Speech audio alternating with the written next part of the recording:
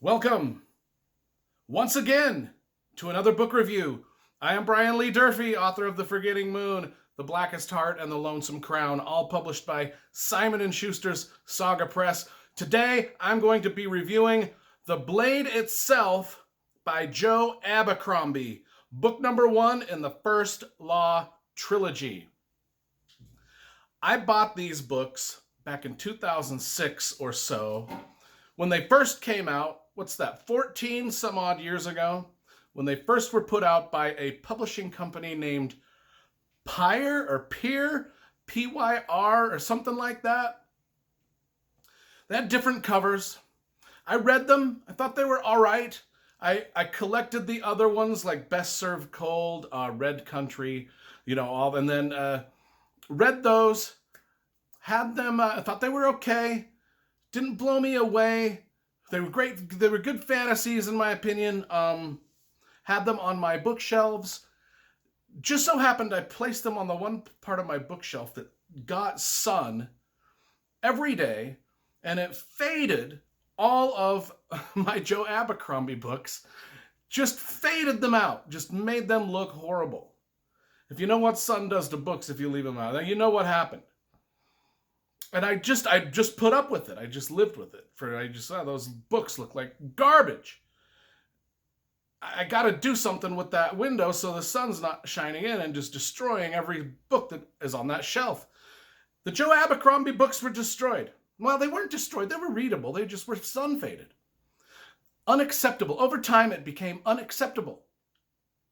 So what I did, rather than throw them away, as many of you know, I work at the Utah State Prison. I've ran the prison libraries. I worked in the gang unit. I do a lot of stuff. I teach life skills. I do a lot of things there.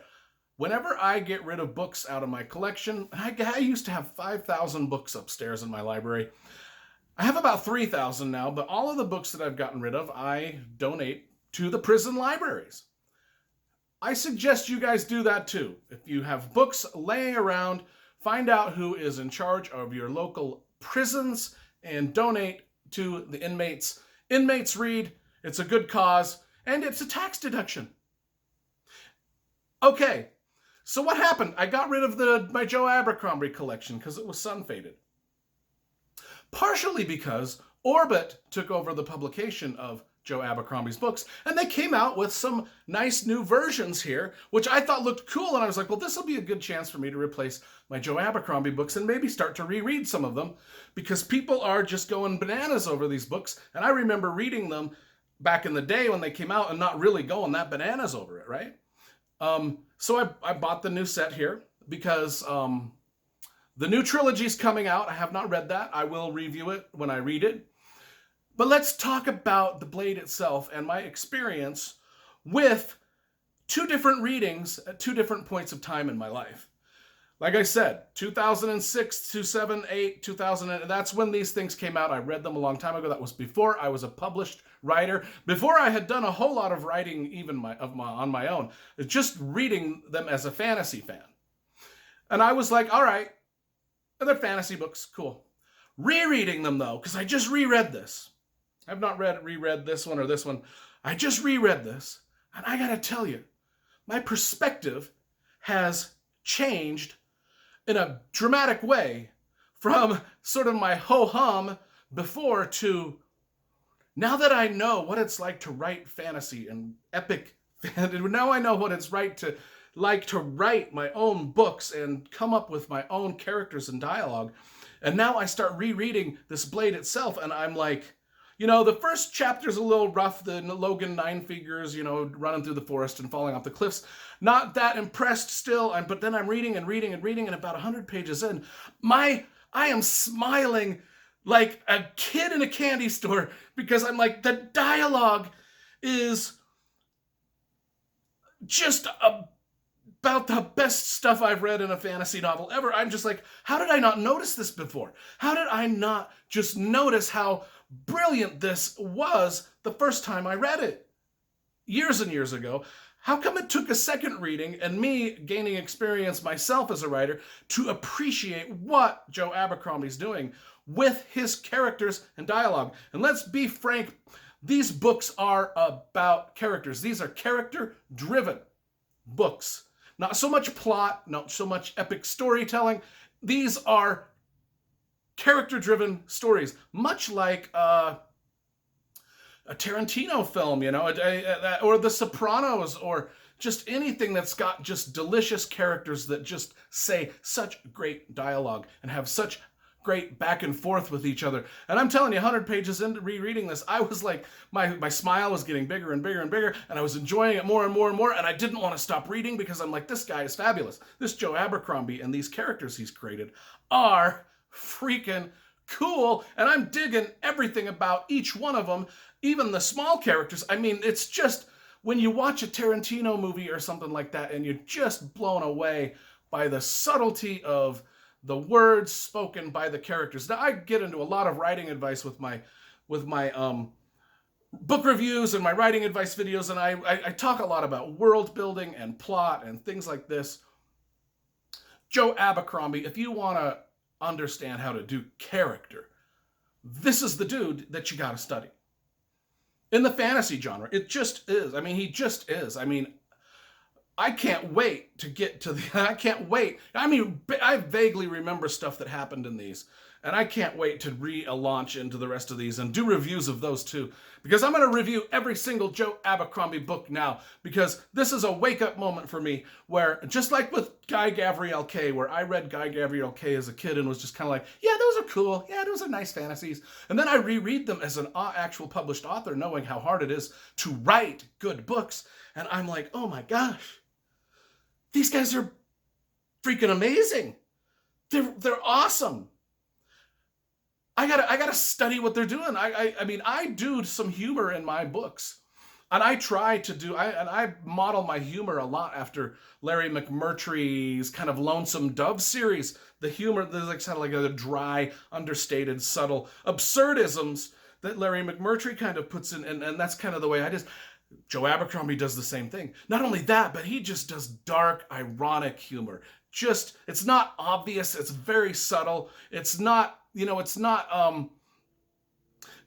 of like Brandon Sanderson's humor is great in his books, but it's really kind of like the obvious jokes, which is, there's no right or wrong to how you do humor, and humor is very tough to do. Humor is very tough to do, and Brandon Sanderson does it great with a different type of style than Joe Abercrombie, and even me. I think that Joe Abercrombie's on one spectrum of the dark humor, the ironic, the subtle, and I'm kind of in the middle, and Sanderson's kind of on the sort of more light, obvious type. Study them all, read them all. I mean, I'm blown away by how much I enjoyed rereading this book. I wasn't expecting to, and the only reason I did was because people on BookTube and book reviews are just going nuts over these all the time, and I'm like, I'm going to give it another shot because of the new versions that came out, and I had to give away my old ones. Anyway, if you like Steven Erikson even, you'll love these books. And this is a lot. I mean, Steven Erikson is hard to get into. Admittedly, for a lot of people don't like it. If you want to read like a Steven Erikson type thing, but you don't want it to be that hard to get into, Joe Abercrombie, it's easily accessible. Like I'm saying, the humor and stuff in this is like pretty, subtle and dark and this, that, and the other. It doesn't mean that it's hard to follow. These books are very easy to follow. I mean, anybody can read them and just understand what's happening right off the bat. There's not a whole lot of world building per se. Like there's not a lot of backstory and things like that going on. There's not a lot of epic, purple prose and drawn out descriptions of castles and forests and stuff like I do. There's none of that. It's just very easy to get into these books and just get with the flow and figure it out. And you're not lost. You're never lost. You're never confused. It's the writing is just very good. I'm very, very impressed. Having written my own fantasy novels and then going back and rereading these again, it's an eye-opener. It's like, I didn't appreciate them for what they were the first time. And now I'm super excited to just go ahead and reread the whole series and do the reviews, because I am stoked about these books. Absolutely stoked. What are they about? And they're not about much. really, I mean, there's no epic quest, there's no Fellowship of the Ring, there's no magic talismans to be destroyed in Mount Doom or found to destroy the bad guy. There's none of that. Although there are all the trappings of the wizards and the barbarians and the fighters and the thieves and the assassins and all that. It's got all of that stuff, and it's great. It's more of just character, just plopping characters down in moments in their lives and seeing what happens and seeing what they say and what they do to each other in the circumstances that they've been plopped down in, right?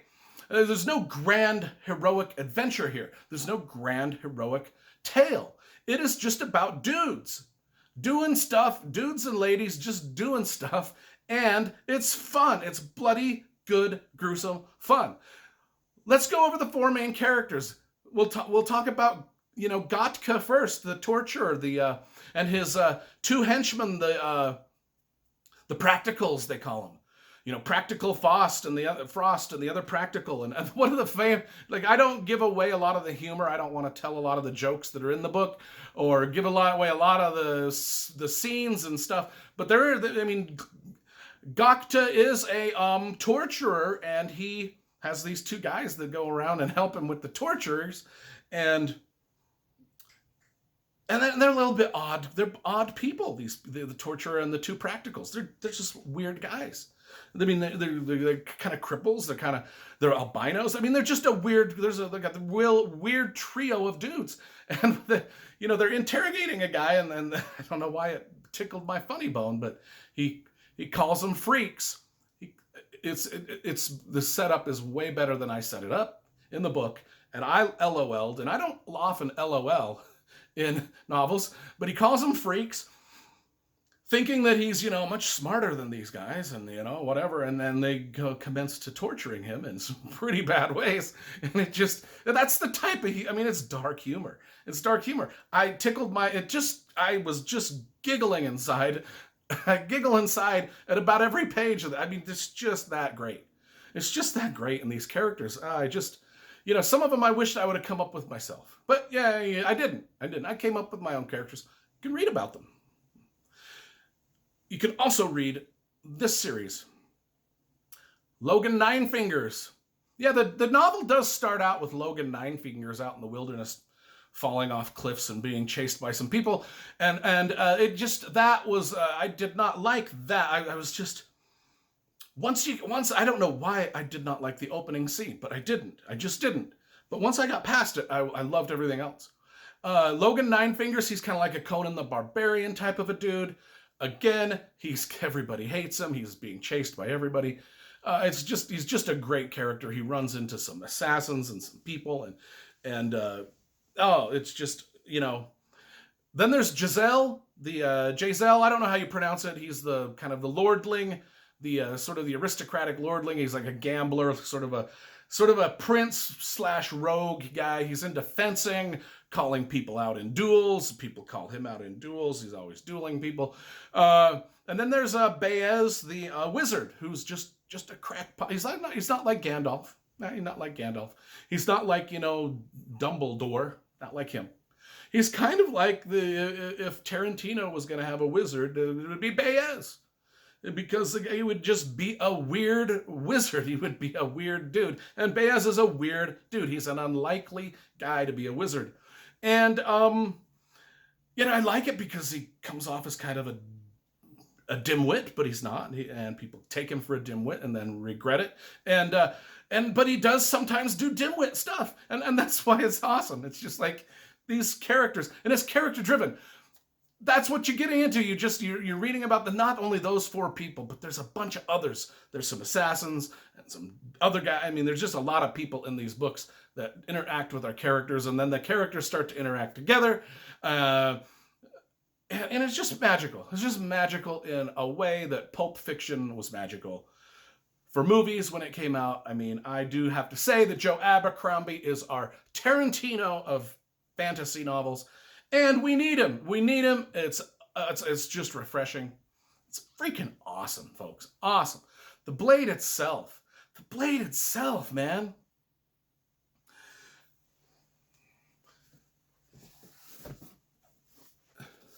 The blade itself. I give it 9.5 out of 10. I just dug it. I absolutely dug it. First time I read it, I was like, yeah, it's all right. It's all right. It's all right. It's all right. I dug it. I dug it, man. 9 out of 10 the second time around. Second time around, absolutely perfect.